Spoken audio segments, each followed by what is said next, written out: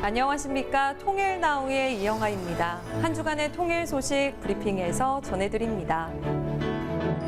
지난 16일 통일부와 경제인문사회연구회는 통일미래 연구 활성화를 위한 업무 협약식을 체결했습니다. 김영호 통일부 장관은 인사말을 통해 8.15 통일 독트린의 구현을 위해서는 체계적인 통일 연구 생태계가 조성되어야 하며 정치, 외교, 군사 영역뿐 아니라 경제, 사회, 문화, 환경 등 모든 영역에서의 학문적 통찰과 학제적 연구가 유기적으로 결합해야 함을 강조했습니다. 김수경 통일부 차관은 지난 16일 통일부 청년 인턴들과 탈북 청소년 대안교육기관인 한꿈학교를 방문해 탈북 청소년들의 진로 멘토링을 실시하고 학교 생활을 격려했습니다. 같은 날 오후 강원도 화천에 위치한 제2하나원을 찾은 김수경 차관은 탈북민을 비롯한 지역 주민들과 함께 탈북민의 남한살이를 다룬 연극 10번째 봄을 관람했습니다. 자유를 찾아 한국에 온 수많은 탈북민 중에는 성인이 되지 않은 청소년도 있습니다. 그들은 한국에서 어떻게 살고 있을까요? 이번 주 통일 담담은 조명숙 여명학교 교장 선생님과 함께 탈북 청소년의 정착에 대해 이야기 나눠봅니다. 안녕하세요. 통일담담의 아나운서 조수빈입니다. 정말 말도 못할 그런 여정을 거쳐서 한국으로 온 탈북민들이 무려 34,000명이 넘습니다. 그 가운데서는 청소년들도 많은데요. 참 한국에 사는 청소년들도 낯선 곳에 가면 적응하기 힘든데 이 사람들은 정말 한국 땅에서 잘 적응을 하고 있을까요? 오늘 통일담담은 탈북 청소년 중고등학교입니다. 여명학교의 조명숙 교장 선생님과 함께 우리 탈북 청소년들 잘 정착하고 있는지 얘기를 들어보겠습니다. 안녕하세요. 네, 안녕하세요. 네, 교장 선생님. 네. 그리고 유튜버로 활동 중이신 류희진 씨. 오랜만이에요. 안녕하세요. 네, 반갑습니다. 인어공주 유희진입니다. 요즘 인스타그램이 아주 핫하더라고요. 아, 네, 감사합니다. 아주 멋진 모습 잘 보고 있습니다.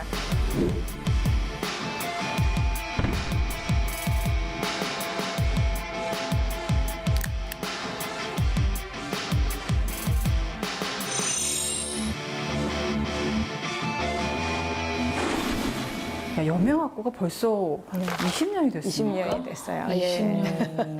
그 소개를 해주신다면요. 예, 90년도 중반에 그 현장에서 저처럼 현장에서 탈북민들을 구조하고 한국까지 데려오던 이제 활동가들하고 또 북한을 돕던 교회들이 연합해서 이렇게 설립한 중고등 가정의 학교인데요. 서울에서 유일하게 인가받은 인가받았어요? 네네.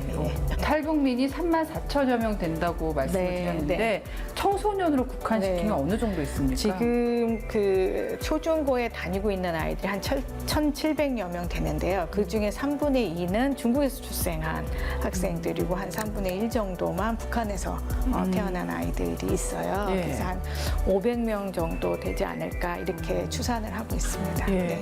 중국에서 태어난 그 청소년들은 네. 양쪽 부모가 다 탈북인 경우도 있고 아닌 경우도 있고 어머니가 낳은 또 이제 중국인 아버지와 또 이제 뭐 아버지의 국적을 모르거나 아버지를 모르는 아이들도 있죠. 그래서 중국에서 태어난 아이들. 점점 경우의 수가 많아지죠. 예. 탈북 청소년 가운데 대다수는 네. 어떤 형식으로 한국에 들어와서 살게 되는 건가요? 네. 어떤 상황에 처해 있다가? 그러니까 한 코로나 이전까지는 뭐 부모님이 계시거나 아니면 부모님이 돌아가셔서 또 이제 그래서 식량을 찾아서 국경을 넘고 한국까지 꽃제비 오는 네, 그런 학생들이 대부분이었어요. 그리고 부모님하고 같이 오고 이런 아이들은 이제 지지 기반이 있으니까 일반 학교에 들어가는 아이들이 많은데 대안학교는 이제 엄마 같이 더 품어주는 학교이기 때문에 부모가 없거나 좀 세심한 배려가 필요한 학생들이 더 많이 왔죠. 근데 이제 코로나 이후에는 북한에서 오는 학생들이 거의 못 오고 중국에서 태어났는데 이제 아버지들이 이제 어머니들을 이제 밖에 잘 못 나가게 하죠. 근데 애 낳고 이러면은 자유롭게 해줘요. 중국에 있으면 언제 잡혀갈지 모르니까 한국으로 오게 돼요. 근데 아이는 아버지랑 살다가 이 아이들이 초등학교 졸업하면 사춘기잖아요. 그럼 그러면 아버지들이 경제력도 없어지고 이제 뭐 중2병은 사실 김정은도 무서워해서 못 내려온다는데 그래서 우리 아이들도 중국에서 이제 사춘기가 되면 아버지들이 감당을 못하니까 엄마한테 가서 살아라. 제대로 진짜 엄마 하라고. 찾아 산말리네요. 그렇죠. 예. 예. 그래서 이제 엄마한테 오는데 엄마는 이미 이제 재가를 했거나 또 중국에서의 어떤 그게 트라우마잖아요. 상처가 될 수 어떻게 있어요. 엄마가 버리고 갔다고 생각할 수도 그렇게 있고. 생각하는 아이들도 있어요. 그래서 이제 와 보니까 또 너무 작은 임대 아파트에서 이렇게 엄마가 새로 결혼했거나 이랬을 때 굉장히 당황하죠. 엄마도 적응해야 되고 남한 사회도 적응해야 되고 그래서 그때 이제 저희 학교로 보내는 경우들이 그러면 많습니다. 어머니랑 어린 시절 함께 하지 못했을 경우에는 네. 말이 안 통할 수도 있을 것 같아요. 그렇죠. 지금 이제 분단 시대잖아요. 분단 시대 가장 그 어떤 그 사회적인 피해자. 응? 그 시대의 피해자가 탈북 여성과 그 자녀인 것 같아요. 엄마는 중국말을 못하고 애들은 한국말을 못하는 상태에서 만나는 거예요. 둘 다 양가 감정이 있죠. 아이는 엄마가 나를 버렸다라는 그런 상처도 있고 엄마가 너무 보고 싶었던 그런 그리움이 있고 이 엄마는 어떤 자기 상처의 결과일 수도 있고 그래서 피하고 싶기도 하고 또 미안하기도 하고 그래서 이게 참 비극인 것 같아요. 네. 저도 이제 아이가 있는 엄마기 때문에 내 자식하고 네. 소통이 안 된다. 네. 같이 살 수 없다면 너무나 가슴이 아플 것 같은데 우리 희진 씨는 20대 돼서 넘어온 거죠? 네, 전 25살에 넘어왔습니다. 다행이네요. 중이병 다 겪고 다 지나고. 저는 뭐 네. 죽어라 훈련만 하느라 중2병이 뭔지도 모르고. 아, 그러면 혹시 탈북 청소년을 만나볼 기회는 좀 있었어요? 네, 하나원에 있을 때 청소년들이 있는데 부모님이 있는 애들도 있고 없는 애들도 있고 네. 막 다양한 청소년들을 보게 되는데 그냥 누나 된 심정에 언니 된 심정에 너무 속상하고 저도 막 25살임에도 불구하고 막막했는데 막막하죠. 그 친구들 그래도 보면 나름 연락도 주려고 했었고 같이 친하게 지내려고 했는데 어느 순간 되면 종작 하나원 졸업해서 나오면 각자 제가 살기 먹고 바빠요. 살기 너무 힘드니까 그쵸. 머리 연락을 제가 잘 못하게 되더라고요. 그래서 그 친구들이 너무 걱정이 됐었어요. 제가 알았던 어떤 동생은 부모님들이 탈북 과정에서 다 돌아가신 거예요. 네. 보이부에 잡히는 순간에 이렇게 다 근데 계속 그냥 방황하더라고요. 한국에 와서도. 네. 그래서 저는 그런 모습들이 너무 속상했어요. 어떻게 보면 이제 먹고 사는 문제 때문에 넘어온 경우가 많지만 네. 네. 상처로 똘똘 뭉쳐 있는 경우도 많이 보시겠어요. 네네. 제가 중국에서 탈북자를 현장에서 만났을 때는 이게 막 공포가 이렇게 뚝뚝 떨어지는 것 같은. 그래서 내가 혹시 잡혀가서 죽을 수도 있다 이런 공포가 있었다면 한국에서 이렇게 탈북 청소년이나 중국 출생 자녀들은 이렇게 상처에 이 아이들이 되게 힘들었구나. 그래서 어떻게 살았는지 알 수 있을 것 같은 느낌이 되게 많이 들었어요. 그래서 이 아이들한테는 정말 상처 치유를 하면서 교육을 시켜야지 그냥 교육만 시킨다고 이게 들어가지가 않을 것 같아요. 궁금해지는 게 저희가 이제 와보시면 북한과 관련된 일을 하시는 분들 가운데서 네. 북한에서 오신 분도 상당히 많고 네네. 각자 다 사연이 있거든요. 네. 교장 선생님은 어떻게 이 일을 시작하게 되신 거예요?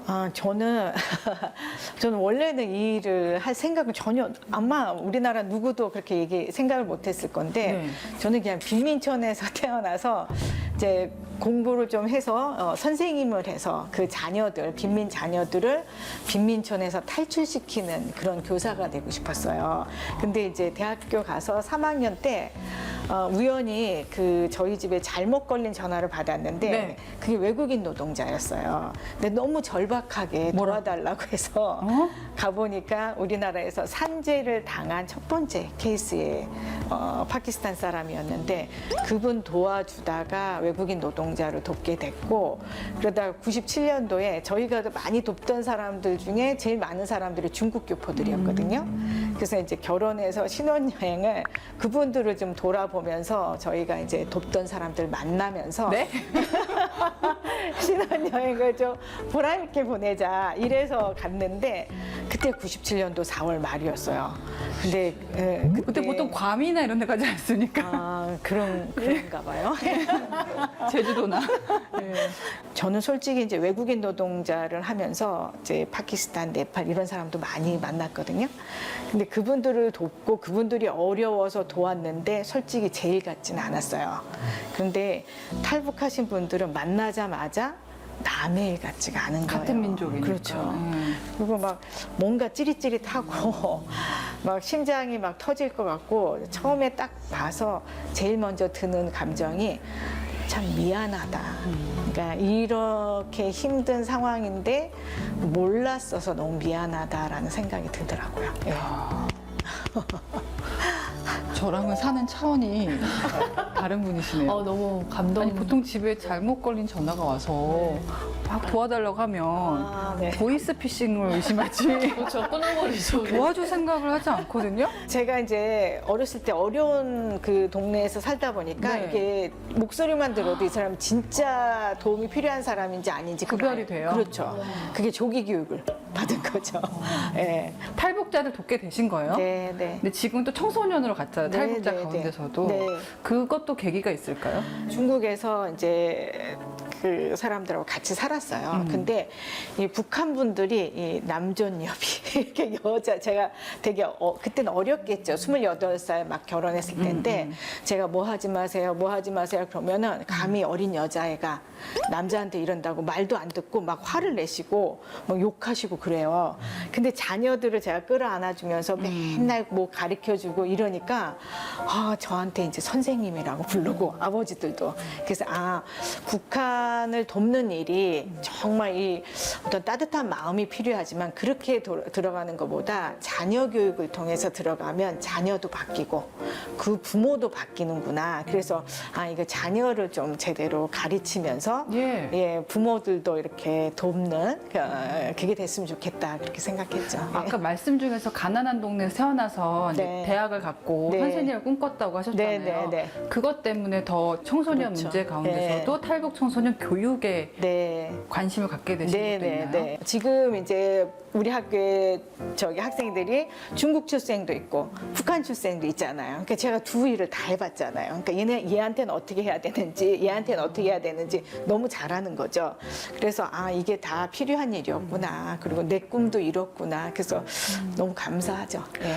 근데 사람마다 중시하는 게 다릅니다만은 내가 만약에 가난한 동네에 태어났고 공부를 잘했다. 또 여대생이면 그때 네. 굉장히 그래도 엘리트 이뻤겠죠. 또 지금도 미모가 상당하시거든요. 일단 제가 공부했기 때문에 네. 저는 이제 그래서 제가 교육을 하겠다는 생각이었는데 대학을 갈 때 나는 다시 이 빈민촌으로 안 들어오겠구나라는 확신이 있었어요. 들어오면 안 되죠. 그래서 잘 가리키면 내가 돕는 사람들도 가난에서 탈출시킬 수 있겠구나. 그래서 그런 확신이 있어서 애들한테 이렇게 공부를 하라고 하죠. 예. 참 제가 살아온 세월이 왜 이렇게 속물같이 느껴질까요? 갑자기 저는 천사를 뵙는 것 같은 느낌이. 아니에요. 저희가 탈북한 입장으로서 정말 제가 너무 어려울 때 손 내밀어주는 사람이 쉽지 않거든요. 그냥 말로 어쩌냐 이러는 사람 많아도 실질적으로 나에게 뭔가를 정말 어려운데 그런 분이 제 눈앞에 계시니까 네. 진짜 천사를 보는 것 같은. 그리고 사실 탈북 청소년들이 한국 네. 사회에 적응을 못한다면 네, 그 네. 분노라는 게 있잖아요. 네, 네. 그렇죠. 막 사실, 나가고. 우리가 네, 네. 살고 있는 우리 입장에서도 굉장히 네. 불안할 수 있는데 여러 가지로 참 큰 네. 일을 하시는 것 같아요. 그래서 저는 이 아이들한테 가능성이 더 있다라고 생각하는 게 이제 제가 어려봤기 때문에 이 아이들에 대한 마음을 알잖아요. 탈출해봤기 때문에 어떻게 탈출하는지 알고 그런데 이제 이 아이들이 자기 어려워봤거든요. 그래서 한국 사회에서 정말 남을 돕는 일은 누구보다도 잘할 수 있을 거다라고 생각해요. 저는. 예. 그래서 세상을 좀 따뜻하게 만들 수 있는 애들이지 않을까. 네. 예. 네, 통일 담당 제가 이걸 진행할 때마다 세상에 참 대단한 분들이 많다. 그러니까요. 라는 생각이 드는데 오늘도 은총을 받습니다. 네. 조명숙 선생님 이야기는 다음 시간에 또 이어집니다. 통일 담당.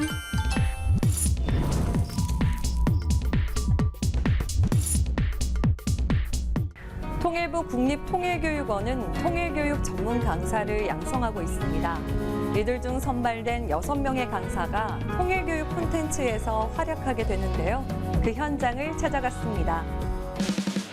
즐거움과 배움이 함께합니다. 통일교육 스타 강사의 열정적인 강의 현장을 찾았습니다. 작은 교실로 꾸며진 서울의 한 스튜디오. 통일부 국립통일교육원에서 진행하는 영상 콘텐츠 촬영이 한창입니다.